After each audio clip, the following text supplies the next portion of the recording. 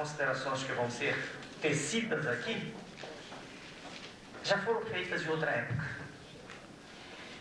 O cenário, na verdade, a que todos nós assistimos, não só no Brasil, mas no México, na Argentina, todos os países da América Latina, um dos países da Ásia, da África. O cenário é praticamente o mesmo. Na verdade, a humanidade, nos albores, na aurora do próximo milênio, toda assiste estarrecida a um fenômeno extraordinário, a um fenômeno inédito em escala mundial, que faz com que se movimentem diariamente cifras astronômicas, como se nós estivéssemos todos numa gigantesca mesa de bilhar. Isso se faz através de toques de computador. Já não é mais nem com emissão de dinheiro, toques de computador. Transferindo-se importâncias vultosas, fortunas fabulosas, com a velocidade da luz, de um ponto para outro do planeta. Chama-se a isso globalização.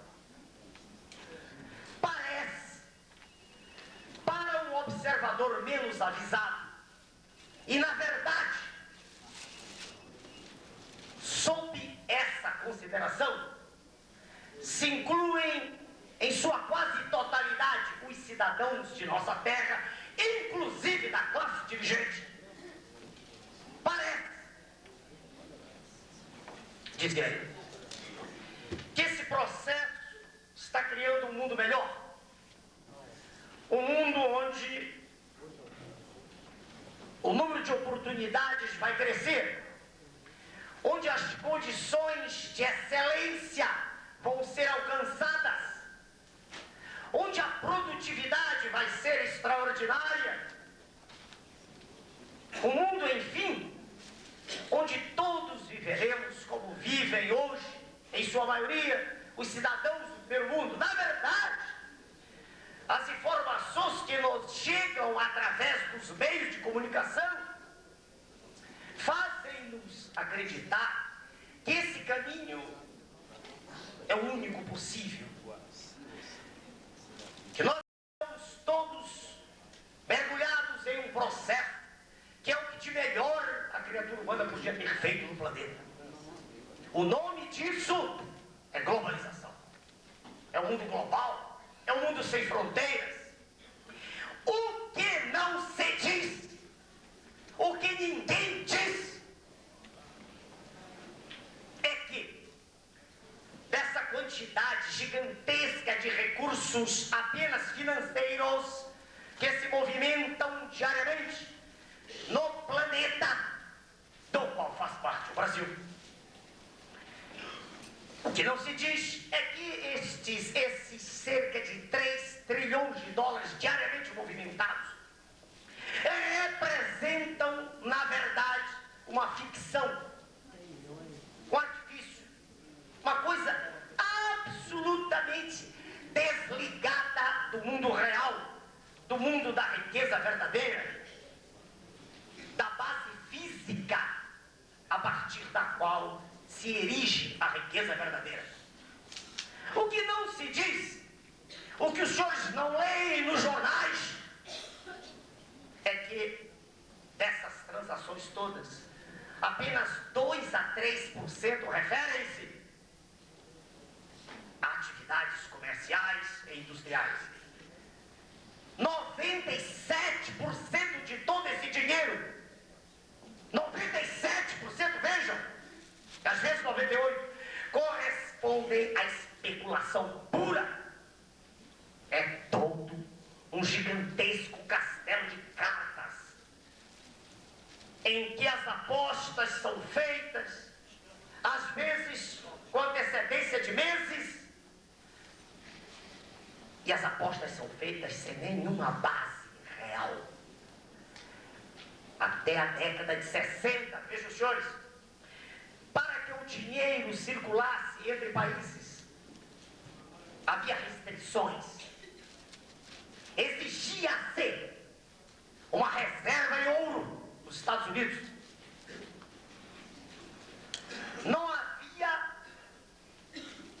aquilo que muito bem foi caracterizado há poucos meses como sendo o cassino mundial. Essas restrições eram legais, eram estabelecidas em um acordo que foi traçado na década de 40 do pós-guerra, na cidade de Bretton Woods, nos Estados Unidos. Foi o chamado Acordo de Bretton Woods. Na década de 70, mercê do poderio bélico gigantesco que já possuíam os Estados Unidos da América, aquele país resolveu quebrar unilateralmente o contrato de Bretton Woods. A quebra do acordo significou: não há necessidade mais de nenhuma base física. A riqueza é o nosso papel, é o dólar. E os senhores detentores do poder mundial acharam ótimo. E os países emergentes não tiveram opção senão concordar, e a partir daí começou o jogo. Esse jogo, vejam, senhores, está levando a civilização planetária à ruína. Quem está dizendo isso não sou eu sozinho. Pessoas extremamente bem preparadas na Inglaterra, na França, nos Estados Unidos mesmo, na Ásia, por exemplo, uma grande autoridade atualmente se manifestando na Malásia, estão dizendo que não dá mais para aguentar, é impossível continuar. Mas o poder econômico gigantesco de algumas centenas de pessoas que controlam essas finanças mundiais, esse poder impede que países se levantem. Haja vista os acordos estabelecidos entre o mega especulador mundial, o Sr. George Soros, que tem o poder hoje de destruir a economia de nações. Nada do que eu estou falando é notícia. Só se fala de roubo de galinha. Só se noticiam as questões menores. Falas, e de quando em quando o outro jornalista me pergunta os precatórios, eu digo: eu não estou interessado em tostões. Eu estou preocupado com a evasão de bilhões. É a partir do assalto cínico feito às claras e com aplauso da imprensa, assalto oficial. É a partir daí que o Brasil se insere hoje numa das situações de dinâmica geopolítica social piores do planeta.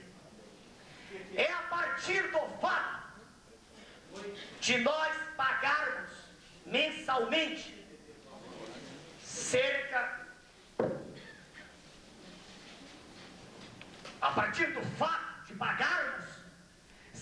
de 5 bilhões de dólares mensalmente de juros de dívidas internas e externas, camuflados com a emissão sórdida de papéis em profusão, que nem especialistas em macroeconomia conseguem acompanhar. É a partir daí que a nação vai naufragando. É a partir daí que não existem recursos para projetos de educação, para projetos de saúde, que se recusa no nível maior a transferir recursos para municípios, porque se diz e se repete a cada instante que não há recursos.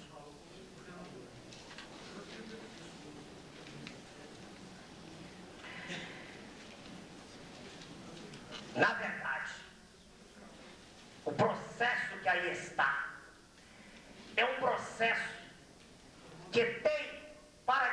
estuda e acompanha a imagem de um verdadeiro apocalipse. Um professor respeitadíssimo de... Eu queria só lembrar para os senhores, com todo respeito, que eu fui convidado a fazer uma palestra. Só isso. Quer dizer, se o que eu estou dizendo não tem importância, eu me retiro da ambiente. Eu fui convidado. Jamais pedi para participar de cerimônia nenhuma. E se os senhores me convidaram porque entenderam que algo tenho para lhes dizer, eu peço que eu possa pronunciar aqui.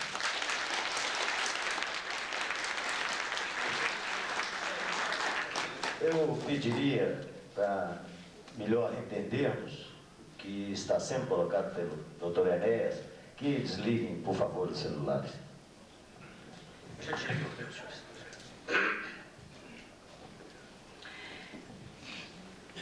Uma autoridade em macroeconomia no nível mundial é, sem dúvida, o professor Lyndon LaRouche, que dirige uma revista, um editorial que publica hebdomadariamente, publica no nível semanal, é o Executive Intelligence Review.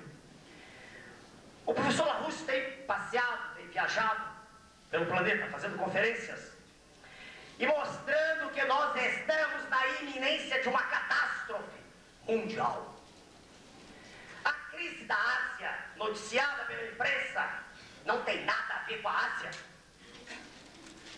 A crise do México, que fez com que aquela figura notável do senhor Salinas de Gortari, apresentado como grande ideólogo, redentor da pátria mexicana, a crise do México que fez com que ele de lá saísse correndo e não pudesse nem lá voltar, não tem nada a ver com o México. A crise da Argentina não tem nada a ver com a Argentina. A crise é mundial.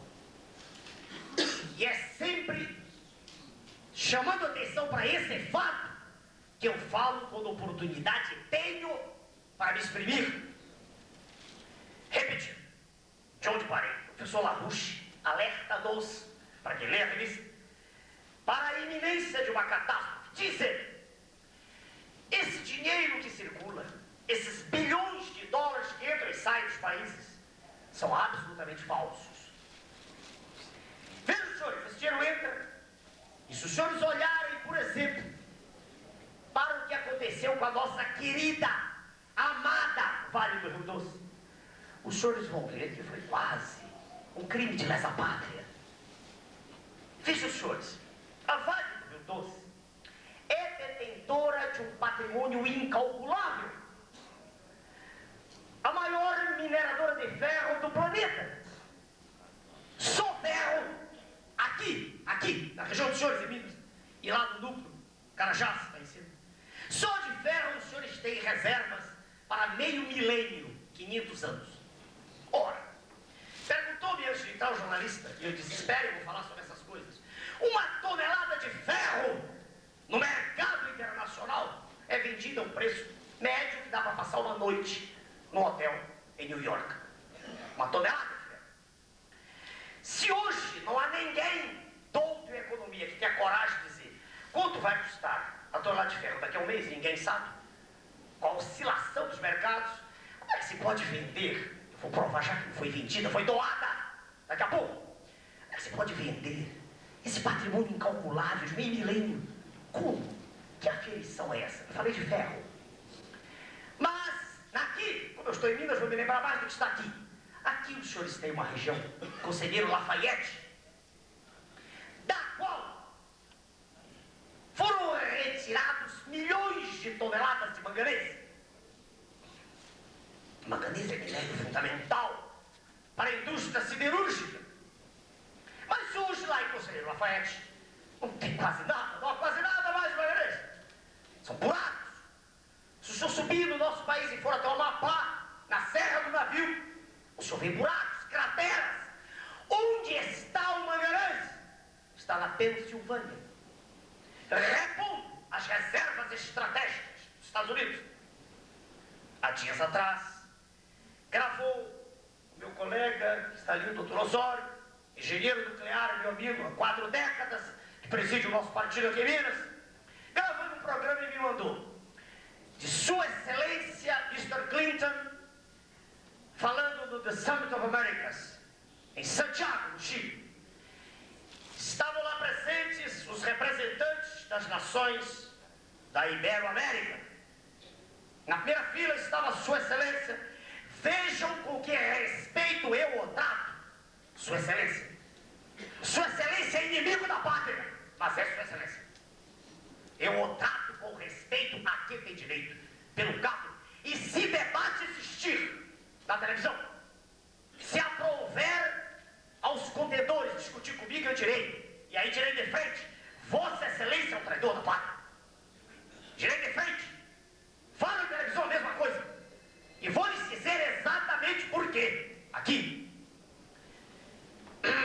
Mr. Clinton está falando para trás, um mês, cerca de um mês atrás, Summit of Americas, Santiago, e diz em inglês, claro, a prosperidade dos senhores levanta a nossa, quer dizer, dos Estados Unidos, e a nossa prosperidade levanta dos senhores. Será isso verdade? Será verdade? Será que todas as pessoas lúcidas deste país têm hemianopsia lateral homônima? Seu nome científico de uma doença, quer dizer, cegueira. Tu vê de um lado do olho e outro lado do olho. Corrigindo o senhor do oftalmologista. Será que nós todos somos cegos? Será que a maioria da população não acordou para ver que o nosso povo, 2/3 da população, vivem em condição de miséria, de pobreza, e não tem acesso a quase nada, que não tem escola, não tem hospital, que tudo que tira a televisão é uma farsa? Será? Será que o que eu estou dizendo é mentira? Daqui a pouco eu dou a palavra, se os senhores quiserem, desmintam-me se puderem. Nós temos no Brasil, sim,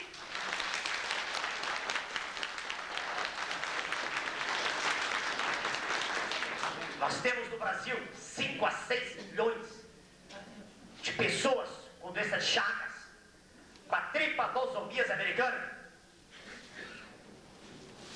Se os senhores quiserem estudar o assunto, compulsarem livros especializados, os senhores vão ver que em 1924, quando o doutor Carlos Chagas escreveu sobre a patologia que levou depois o seu nome, a figura egrégia do professor Carlos Chagas, ao descrever a doença, ao fazê-lo, disse que não havia tratamento. Como aqui hoje é uma questão em aberto. A doença de Chagas invalida e mata. A doença de Chagas é produzida pelo gene, pelo Trypanosoma cruzi, o parasita, mas é transmitida por um inseto que, em linguagem comum, nós chamamos de barbeiro. Escrevia em 1924 a figura ínclita do professor Carlos Chagas. Escrevia, eu já li o texto, no original, ele dizia assim: não sabemos como controlar essa doença, mas sabemos como evitá-la. Basta dar TVs, isso é dele, com as casas de pau a pique, nas quais, daquelas frestas, ficam milhares, dezenas de milhares de barbeiros que contaminam e recontaminam os nossos pobres camponhos, que vivem em habitações, dizia o professor Carlos Chagas, que são indignas de ser a habitação de um suíno. 1924, eu nem nasci, não era, nasci em 38. 24, estamos em 98. 64 anos se passaram. 64 anos, mais de meio século. Temos 6 milhões de pessoas com doença de Chagas. Temos 5 a 10 milhões de pessoas com esquistossomose mansônica. Temos meio a 1 milhão de pessoas com tuberculose, e o número é crescente. Lá no norte do país temos 500.000 pessoas contaminadas a cada ano com a malária. Temos 1 milhão de pessoas contaminadas com o vírus da AIDS, que cresce, segundo a fórmula Y igual a C elevado a X, cresce exponencialmente. Sem controle, com propagandas imbecis em televisão que incitam muito sexual do que a prevenção.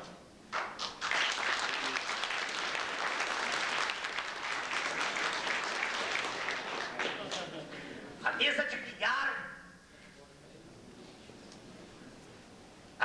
bilhar em que se transformou o planeta não foi feita assim por acaso. Não!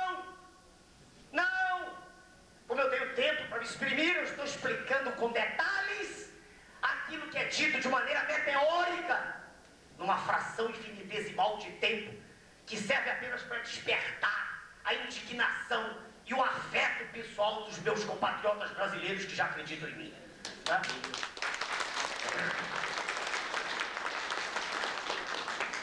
Vejam, senhores, na mesa de bilhar, como eu lhes disse, giram fortunas. E essas fortunas parecem reais, parecem dinheiro vivo.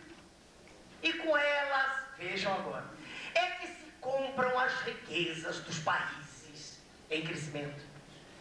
É com esse dinheiro falso, que não tem correspondência bionívoca com o mundo físico, que não tem lastro nenhum desde a década de 70, é com esse dinheiro, vejam, que se compram as riquezas. Por exemplo, voltemos a Vale. Não posso falar de todo o processo de privatização, ele exige horas. Deixemos para trás a siderúrgica nacional, o gigante nacional. Deixemos para trás a Usiminas daqui, quer dizer, quando eu digo daqui, quer dizer, sediada aqui. Tudo é nosso, o Brasil é um só. Está na hora de pararmos com isso. Estamos todos falando a mesma língua, meus senhores. Minha mensagem para os senhores é nacional, é para o Brasil, para todo o nosso povo. Mas deixemos a siderúrgica nacional, deixemos a Excelsa do Espírito Santo, que foi vendida por um valor que deu para pagar 2 dias de juros. 2 dias. A Excelsa. Dias. Vamos desenvolver um pouco mais a nossa Vale do Rio Doce. A Vale do Rio Doce foi vendida por 3,338 bilhões de dólares. 3 bilhões e 308 bilhões.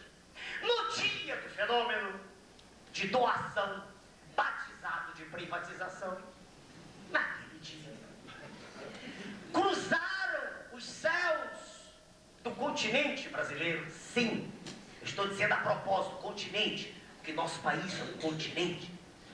Cruzaram os céus do continente brasileiro aviões a jato, os senhores se lembram disso? De norte a sul, de leste a oeste.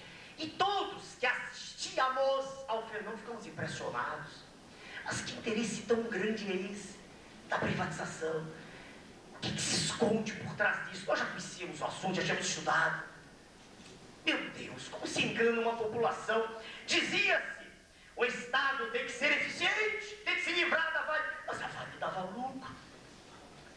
Havia mais de 1 bilhão. Se os senhores comparassem a estrutura brasileira com a subsidiária, 1 bilhão. Por quê? Tem que se tornar mais eficiente, diziam. Mas ela era respeitada no mundo inteiro. Qual é a razão?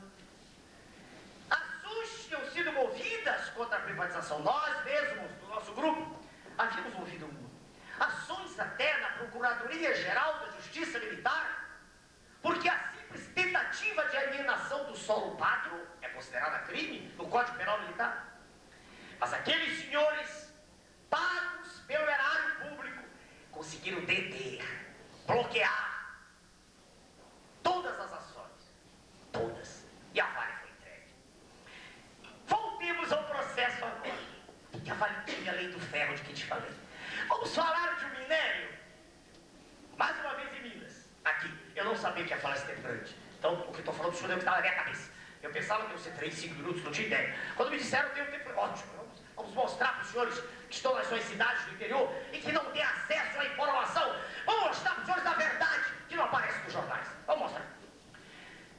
Aqui na região dos senhores, aqui, certo, a região de Araxá, os senhores têm, era a maior, que agora na Amazônia descobriram outra, eu não sei se é aqui. Com os meus dados, era a maior reserva de do mundo. Nióbio. Claro, os meus ilustres prefeitos não são obrigados a saber disso. Não se exige isso. Nióbio é um metal estratégico. É chamado, em geopolítica, o metal do próximo século.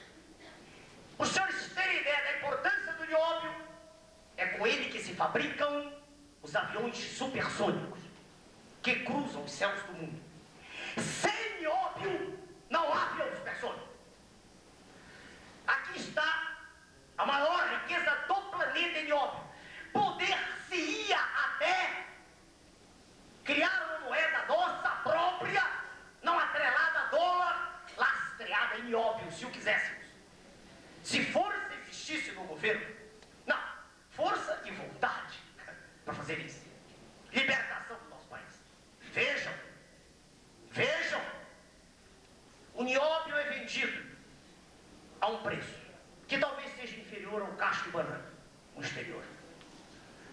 Agora, interessante, na hora, um mês antes da Vale, perdão, uns 4 a 5 meses antes da Vale ser privatizada, uma figura egrégia no cenário do conhecimento geopolítico nacional, uma figura que não aparece nos jornais, é um almirante Roberto Gomes Silva, que inclusive não é do nosso partido, existe uma vinculação partidária.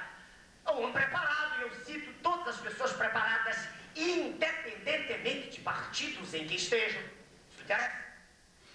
Esse senhor fez uma análise num jornal militar, chamado Ombro a Ombro, um jornal que tem 10 mil exemplares, e fez uma análise circunstanciada do que a Vale detinha e detém de riqueza. Mostrou, por exemplo, que o titânio, elemento fundamental para ser isolante, para funcionar nas caldeiras, como isolante térmico, as caldeiras em que se dessaliniza a água do mar. De titânio nós temos a maior riqueza do planeta. Só em uma região que eles chamam Chaminé, na Amazônia, só lá existe mais titânio que no mundo inteiro. Os senhores dizem, não, já ouvi falar da ilmenita e rutilo, é verdade. Ilmenita e rutilo são as formas minerais que o titânio existe lá fora. Mas aqui descobriu-se o anatásio, com a riqueza de titânio que não existe em lugar nenhum do mundo. Isso não saiu em jornal nenhum do Brasil. Lá fora, na península do Labrador, há pouco tempo atrás vendeu-se uma mina de níquel, uma mina. Não é uma Vale de Rio Doce com centenas ou milhares ou de minas, não, uma mina. Vendeu-se a International Nickel Company, fez questão de fixar preço, 5 bilhões de dólares, uma mina. Aqui, a Vale de Rio Doce com titânio, o nióbio, 4 de primeira qualidade, com manganês, com ferro, com cobalto, com bauxita, etc. Tudo. Foi vendido por 3 bilhões de dólares. Tudo. E a imprensa mostrou aquele valor como sendo uma vitória. Entendam a minha repugnância, a minha indignação de brasileiro que sou contra esse processo todo. O dinheiro da Vale não deu nem para pagar 2 meses de juros. Que cinismo! Que hipócrita! Quero ver qual candidato a presidente tem coragem de discutir comigo. Qual? Grave à vontade, eu falo na televisão.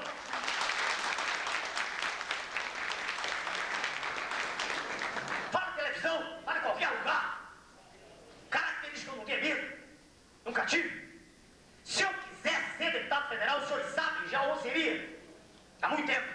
Tive quase 5 milhões de votos aqui na terra dos senhores. Tive meio milhão de votos. Sem nunca ter feito 94 uma palestra.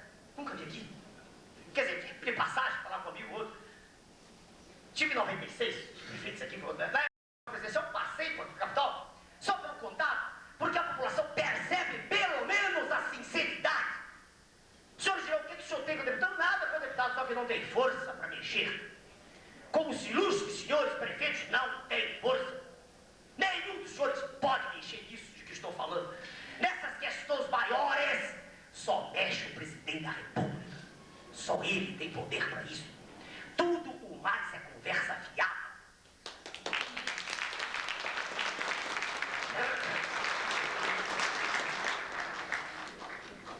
Muito bem.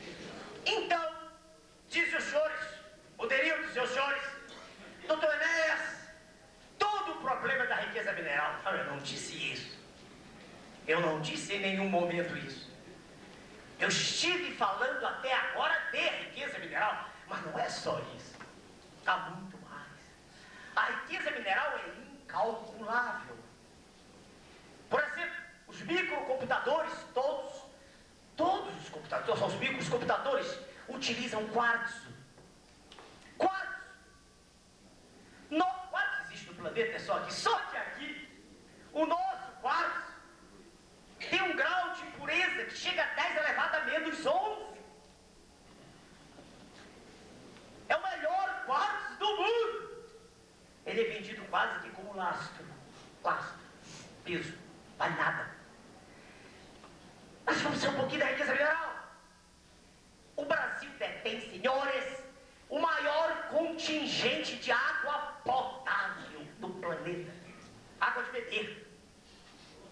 Nós temos no Brasil 21% da água de beber. Os senhores dirão, que importância tem isso? Claro que tem importância. Os Estados Unidos já estão dessalinizando a água do mar. São previstas guerras no próximo milênio por causa de água potável. O Canadá, país sério, país cujos governantes pensam na sua população, quando assinou aquele tratado, Canadá, Estados Unidos e México, os dirigentes canadenses disseram, não, água não, podem ler lá o tratado. Água não. E eles não são como nós, os maiores, eles são o segundo do planeta, não se mexe na água. Ninguém negocia o que é estratégico. Nenhum dos senhores vai abrir mão de um pedaço do seu corpo. O senhor pode tirar um olho seu e doá-lo, por amor, mas o senhor jamais venderá o seu olho. Porque o seu olho faz parte da sua estrutura corpórea.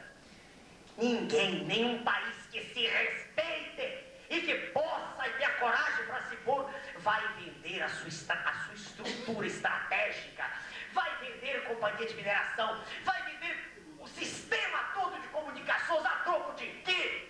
Entregar o controle das telecomunicações brasileiras em mãos alienígenas. E os senhores dirão, mas são brasileiros? Não são. Também a Vale foi comprada por um consórcio chamado Brasil, entre aspas. Dever-se-ia ter escrito com Z, porque atrás do consórcio estava a figura do senhor George Soros, que é apresentado em revista internacional como um dos indivíduos mais interessados na legalização de drogas no planeta. Eu disse em programa de televisão, o que está por trás é o narcotráfico. Claro que não se pode provar, mas todas as evidências apontam nesse sentido. E há uma riqueza de que eu quero lhes falar, a penúltima, que me impressiona. E me impressiona mais do que tudo porque não vejo discussão sobre isso. Eu vejo candidatos à presidência da República falando, desculpe, de buracos de rua, falando de coisas que não vão resolver os problemas nacionais. Nós temos no Brasil, além daquelas coisas de que já te falei, a maior riqueza em floresta tropical do planeta. Não estou falando só para cortar árvores, não, para a indústria de madeira, nada disso. Estou falando de um fenômeno que quem estudou ciência conhece, um fenômeno extraordinário, chamado fotossíntese, através do qual os raios solares, trazendo energia que veio da fusão nuclear lá dentro do Sol, essa energia radiante trazida, ela é acumulada nas ligações entre os átomos das moléculas, na planta, na folha da planta, e é de lá que se pode extrair o álcool. Com a cana-de-açúcar, projeto pioneiro do Brasil, é de lá que se podem extrair os óleos, que com certeza vão substituir os derivados do petróleo no próximo milênio. Se os senhores olharem para a extensão florestal do Brasil, os senhores vão entender por que existe tanta gritaria lá fora a favor da Amazônia. Não é a favor do bem da Amazônia, é a favor dos bens da Amazônia. Na verdade,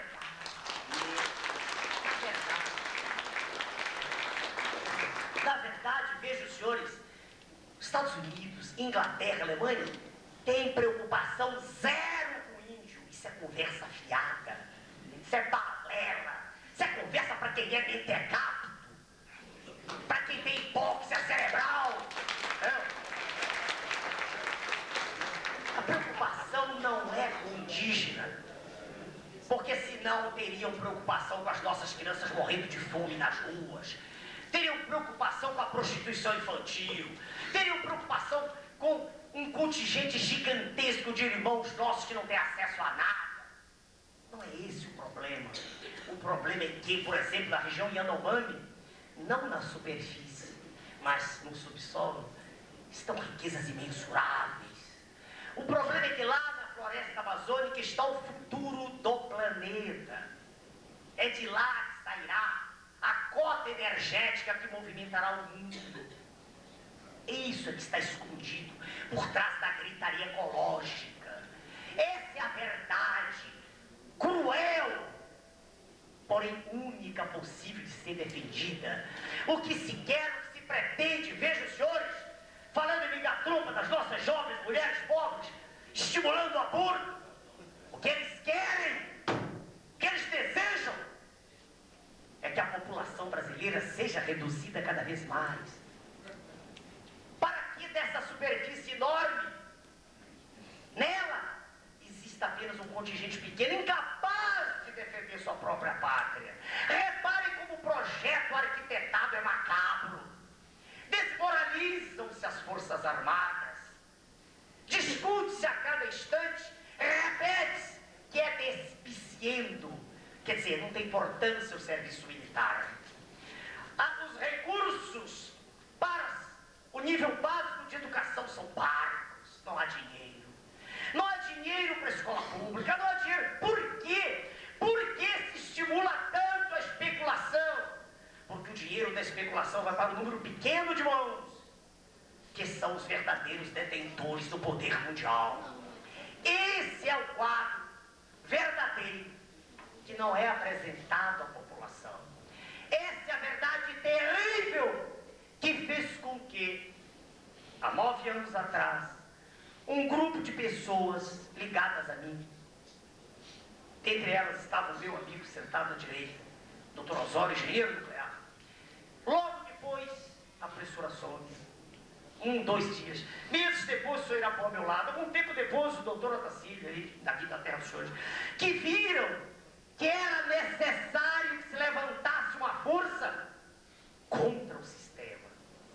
Quando, em programa recente, aliás, tem programa, na Convenção Nacional do partido que nós dirigimos, eu disse, no meio de uma palestra desse quilate, desse jaez, vamos investir na indústria nacional, vamos investir no nosso produtor rural, vamos parar de importar alimentos, vamos privilegiar o nosso produtor, o nosso pecuarista, vamos fazer com que o leite seja vendido com lucro para o nosso pecuarista, e não que não possa ser vendido como atualmente, que quase o litro de leite, ou o preço de venda não cobre o preço de custo. Vamos investir, dizia eu naquela palestra, na convenção que lançou meu nome à presidência da República, vamos investir no que é nosso. Vamos parar de abrir as portas do Brasil para comprar produtos importados, verdadeiras quinquilharias, importando até batata frita. Será que nós não sabemos mais nem fazer batata frita? Será que nós temos que importar da agulha de crochê até o avião? Será que nós somos realmente inferiores? Será que esse povo extraordinário não sabe fazer mais nada? Isso eu estava dizendo, e lá pelas tantas, emocionado como eu fico, indignado com o cinismo dos dirigentes, com a hipocrisia daqueles que dizem que querem mudar e que assinam lá nos Estados Unidos, como Sua Excelência o Presidente, como o senhor candidato do PT, como candidato do PPS. Suas Excelências assinam um documento chamado Diálogo Interamericano, onde tudo Tudo isso está previsto. Dizendo então, naquela ocasião, que o Brasil tem que se colocar de pé, tem que mostrar no cenário internacional que ele é gente grande, que ele não é criança. Construiremos, disse eu, a bomba atômica. Pronto, foi escândalo. Escândalo mundial. Até na República Dominicana saiu que eu vou construir a bomba atômica. Em todos os rincões do Brasil, ninguém falava do projeto de educação do Dr. Enéas, que dá aula há mais de 40 anos. Ninguém falava do projeto do sistema de saúde que está no nosso livro de 94, de levar a saúde a pé. Não, só se falava da bomba atômica. E perguntavam nas ruas de Brasília para as pessoas: o senhor é a favor ou contra a bomba? Claro, quem é que é a favor de bomba? Todo mundo dizia: eu sou contra a bomba. Não, claro, claro. A maioria não sabe nem direito o que é a bomba, primeira coisa. A maioria não tem ideia do que ela representa como potencial de destruição. Eu sei o que é isso. Além de fazer medicina, estudei física nuclear, fazer 4 anos para me diplomar em física, eu sei do que estou falando. Uma bomba atômica como a de Hiroshima, de 20 quilotons, uma bombinha, né, doutor Zé? Uma bombinha. Bombinha. Aquela de Hiroshima, era uma bombinha, mas de hoje é de megatons. Aquela, deixa eu contar para o senhor que eu tive lá. Tive lá. Aquela bombinha. Matou, na hora que foi lançada, na hora, no instante, 60 mil pessoas. Nos meses subsequentes, morreu metade da população de Hiroshima, cerca de 200 mil pessoas, a população de 400 mil. Eu estive lá, naquele local onde a bomba caiu, Hiroshima, Japão. Fiz questão de ir lá, eu estava passando para o Japão, eu não gosto só de olhar vitrine. Eu tinha estudado o assunto, queria ver. Fui, como dizia Camões, vi claramente, visto o lume vivo, fui lá. E vi cenas terríveis, terríveis. Imagens em paredes, né? Jogar fotografias da época, né? Braços, coisa terrível, cataclísmica. Senhores, eu sou médico, sou professor de medicina, eu sou contra a pena de morte, sou contra aborto. Claro que eu não quero jogar bomba atômica em ninguém, isso é imbecil. Nunca disse isso. Mas uma coisa é querer a paz, outra é preparar-se para ela. E a melhor maneira de nos prepararmos para a paz, para que não aconteça conosco o que aconteceu com Granada, o que aconteceu há pouco tempo com o Kuwait, a melhor maneira é termos o nosso artefato, como faz Israel, pequenininho o Estado de Israel, encravado lá no Oriente, mas ele tinha, pela estatística que vi há pouco tempo, dezenas de bombas. O que é que Israel disse para a esquerda e para a direita? Não mexam comigo, respeitem-me.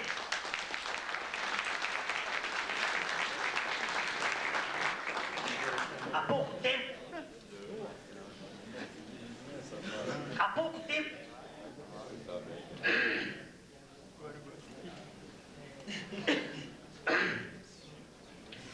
pouco tempo, dias atrás, a Índia deu um recado quando realizou testes nucleares. O recado da Índia é o seguinte: nós não estamos aguentando a especulação mais.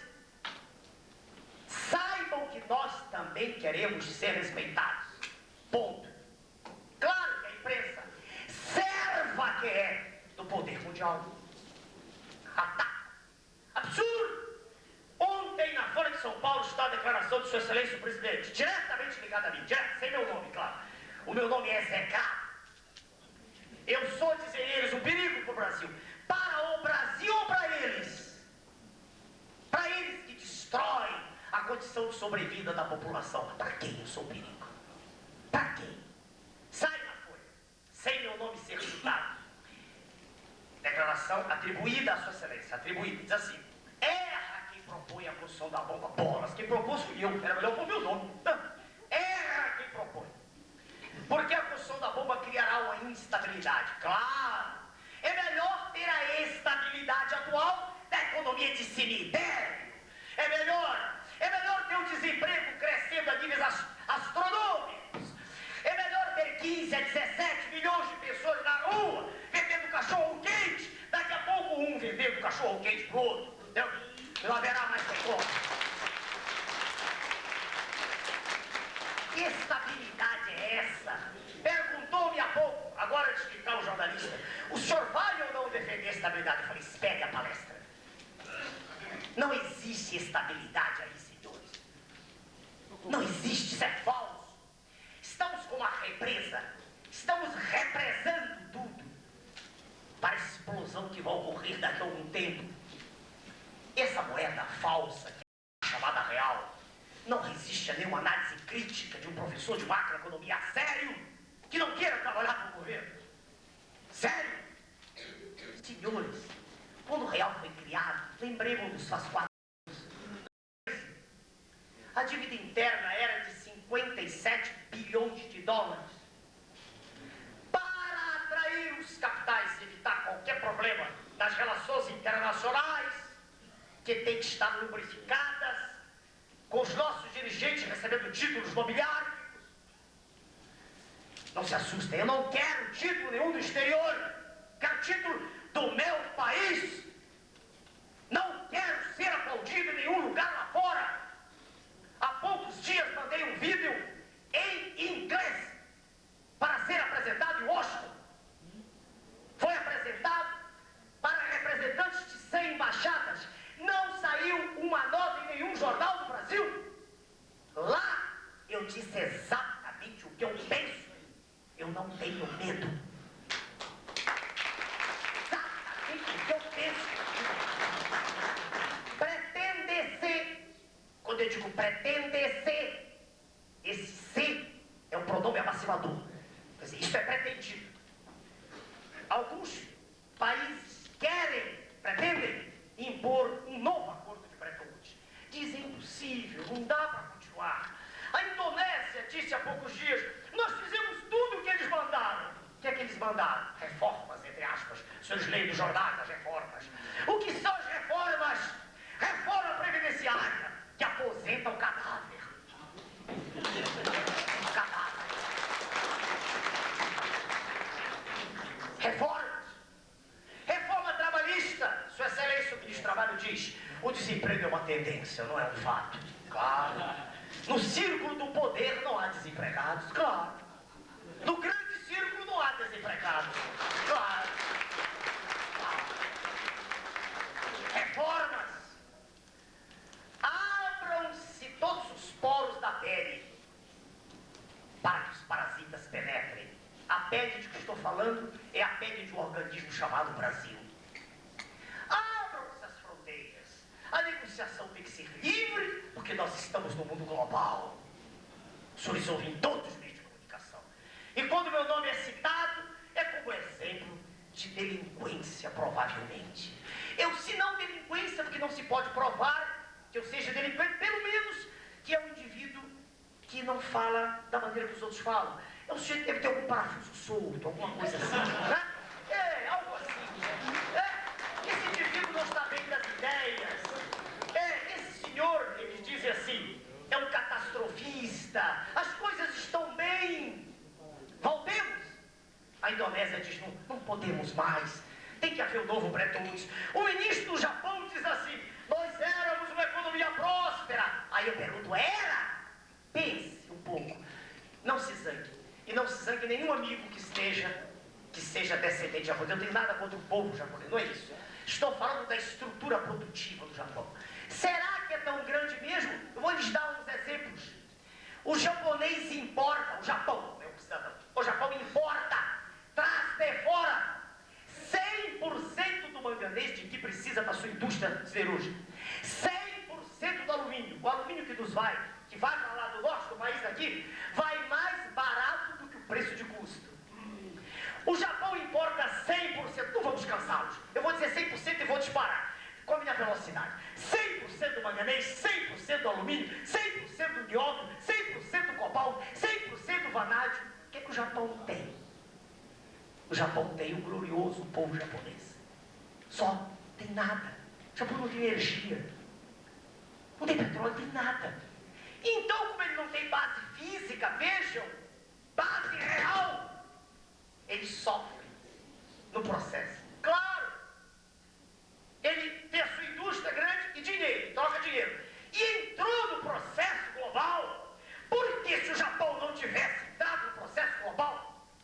seria uma potência com a produção que tem, apesar de não ter matéria-prima. Mas, e aí é que está, senhores, ele entrou no processo. E o dinheiro que lá circula também é falso. Veja que coisa terrível de que eu lhes estou falando. Eu estou terminando. Ele me disse 1 hora, então eu estou seguindo aqui, né? Eu falo 1 minuto e falo 1 hora, só preciso.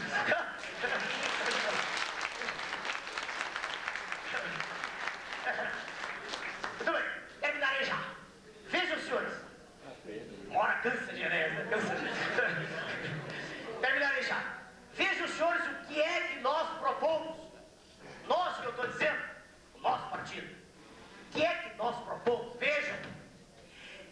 Como não é possível sentar conosco à mesa de Washington e dizer assim, façam um novo Bretton Woods. Parem com essa heresia.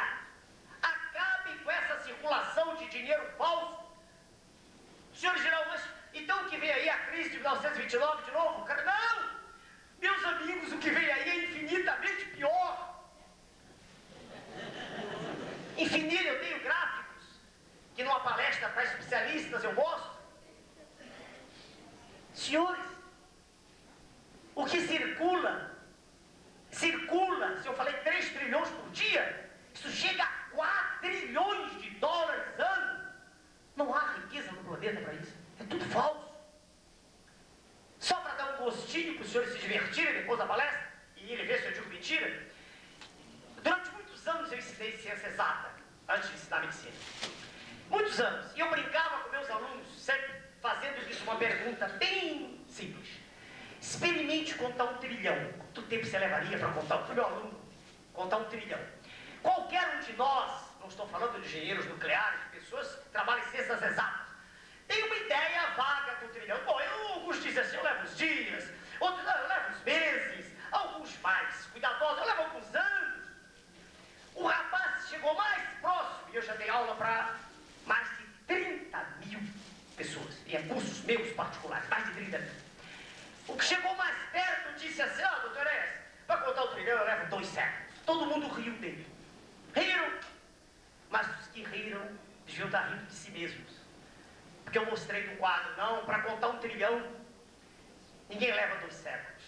Se pudesse, veja bem, se não fizesse mais nada, se não fosse ao banheiro, se não parasse para comer, se não fizesse nada, se fosse uma máquina de contar, 1, 2, 3, de 1 em 1, só, não fizesse mais nada, só contar.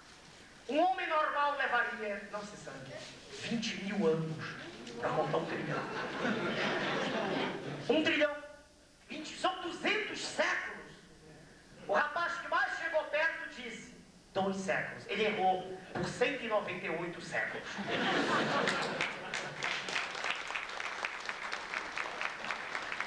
Agora um gostinho para os meus ilustres brasileiros que estão me dando uma honra de me ouvir durante 1 hora. A soma das dívidas interna e externa do Brasil hoje chega a uma cifra fabulosa de $500 bilhão de dólares. É impossível fazer qualquer coisa com isso. Metade da receita da União, que é em torno de 10 bilhões, metade vai para pagar juros. É impossível. Não há saída mais. Só há uma saída. É a ruptura. Por mais dolorida que ela seja, se houver ruptura, há um horizonte. Se não houver ruptura, não há horizonte. Há sim um abismo tenebroso para onde todos nós estamos caminhando, como se fôssemos uma manada de búfalos. Não há solução à vista. Por isso, e só por isso, é que o doutor Enéas Carneiro tem que falar meio minuto na televisão. Não pode falar mais. Não lhe é dado esse direito. Quando está tudo pronto na lei eleitoral, existe-se um deputado federal, eu vou sair procurando, coloco o coordenador, ele vai a Brasília, vou e volto, até que enquanto o deputado da Igreja Universal tem nada com a igreja, é a favor nem contra a igreja, nunca tive nenhuma vinculação, eu queria um deputado.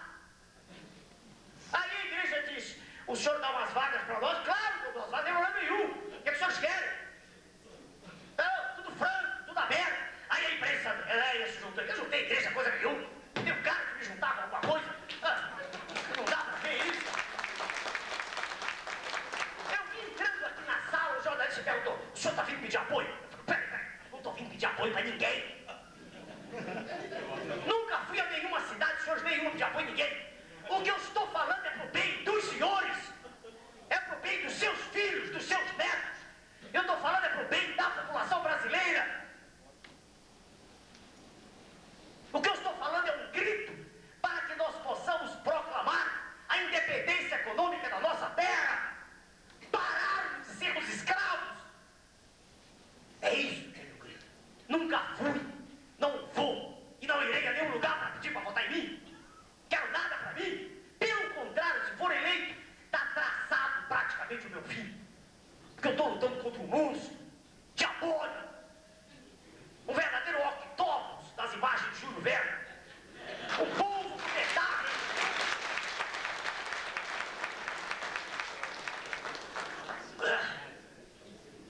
Eu quero lhes dizer, para encerrar, que eu tenho plena consciência, que a nossa população, em ouvido alerta, ela se levanta.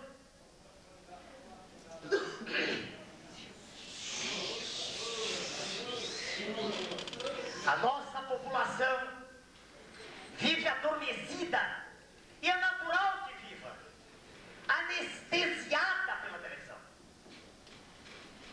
A nossa população pensa que aquilo que está sendo mostrado é a verdade e que o mundo dela na miséria é mentira. Ela olha e diz assim, puxa, mas está tudo tão bonito, eu que sou um fracassado.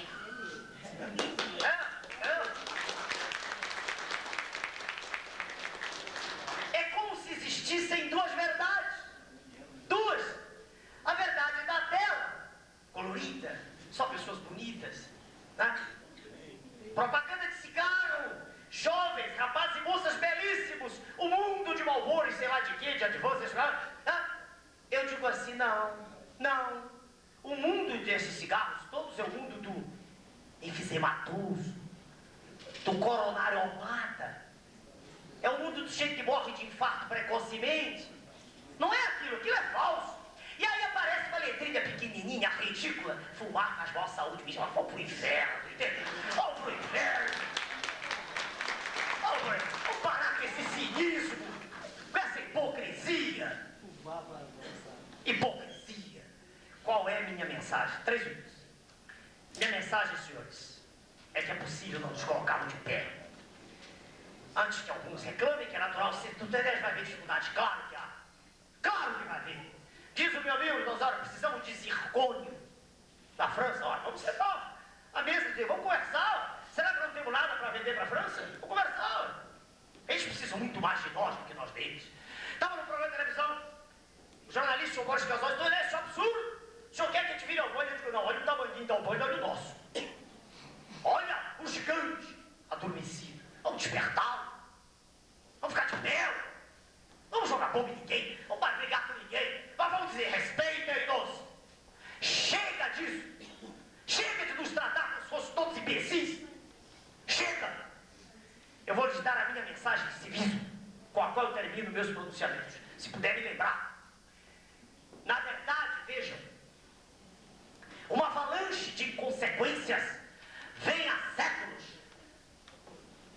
desaguando e despejando sobre a sociedade brasileira. Cresce o valor da iniquidade, estiola-se o valor do trabalho produtivo. Já é tempo que surge uma política voltada realmente para a sociedade que deve representar, e não nela desligada, lutando os altos dirigentes sempre entre si, numa terrível e desgraçada luta de troca de favores, deixando sem nenhuma assistência à população, numa luta que visa apenas a manutenção dos seus privilégios, enquanto a sociedade toda vai perdendo pouco a pouco as esperanças de caminhar como uma nação livre que quer traçar o seu futuro. Nós vamos criar a era da convicção, a era da verdade,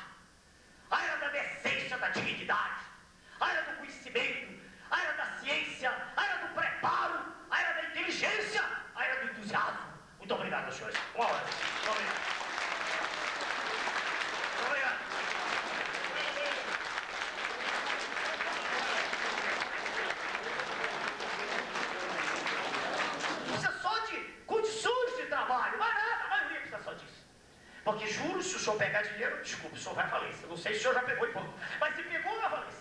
Os juros ninguém consegue pagar. Os juros do Brasil são os maiores do mundo. Mas me permite, doutor? Claro! Uma piadinha proferida pela minha esposa, passando na porta do Banco Brasil com a minha filha, e a minha filha disse: mamãe, ali é o Banco Brasil. Eu falei: não, filha, ali é o cemitério. Não, mamãe, está escrito Banco Brasil. Não, é o cemitério, seu pai está enterrado lá. Obrigado pela atenção, doutor.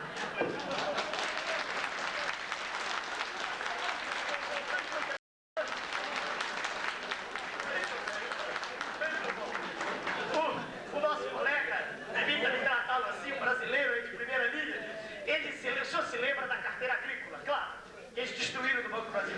Tudo que era de bom, tudo que prestava, tudo que podia trazer alguma perspectiva foi destruído. Tudo. É dolorido como a gente vê, o senhor refletiu aqui o que é pensamento de qualquer brasileiro, como se destruiu tudo. E se destruiu as claras, dizendo que está destruído para ficar melhor. Mas aí então demorou 7 minutos. Alguém quer fazer uma pergunta, melhor? Alguém? Ei, senhor, vai lá. Faltam 3 minutos, capacidade de síntese. Ó, síntese. Boa noite a todos. Doutor Enéas, boa noite. A mesa, boa noite. Clodomir, vereador de Cláudio. E agora? A Vale já foi vendida. O que fazer para que a empresa privada não tome conta de todas as nossas reservas minerais? Só há uma saída. Isso o senhor também, não sei se a maioria sabe. O que foi vendido não foi a companhia toda, foi o controle. O poder de decisão. Veja que patifaria, né? Aquele valor que os senhores viram é um poder de decisão. Só há uma saída. Trazê-la de volta. Trazê-la de volta. Não tem saída. Há um senador da República, já não é nem mais senador, mas merece o cargo, merece o título. Senador que eu conheci há pouco tempo, eu o conhecia pela televisão, e eu o conheci de perto há pouco tempo, para ver um trabalho que ele fez, belíssimo, sobre as privatizações. Vejam, a Vale não tinha sido vendida ainda. Vendida, não, para com doada. Todas as privatizações tiveram questões inconstitucionais. Todas. Todas. Para trazê-las de volta, basta uma coisa: coragem. Só, mais nada. E quem chegando, não tenha dúvida, voltam todas. Todas. Todas. Obrigado. Gostaria de agradecer, doutor Enéas, pela possibilidade que me deu de ouvir suas palavras e todos os seus assessores. E agradeço a presença de todos. Uma boa noite e até mais.